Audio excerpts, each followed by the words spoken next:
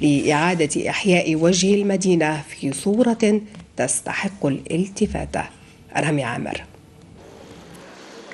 منذ الساعات الأولى من صباح اليوم وفي مبادرة تضامنية اعتبرها أهل البيض مشرفة حملت اسم التويزة، تطوع أكثر من 40 شابا ممثلا لجمعيات خيرية وكشافة من بلدية بريزينا في مظهر ساده التكافل والتعاون مع المصالح المحلية.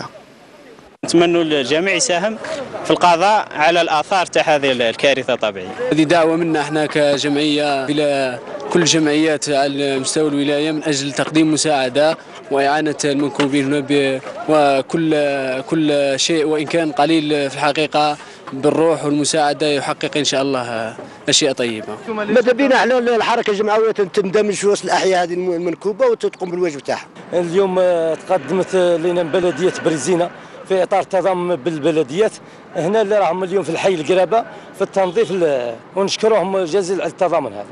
تضامن تتجلى ملامحه في حي القرابة طريق أفلو وقصر بوخواص ليكون مثالا لشباب البلديات المجاورة الذين رفعت لهم ولاية البيض دعوة لإبراز روح الأخوة والوطنية.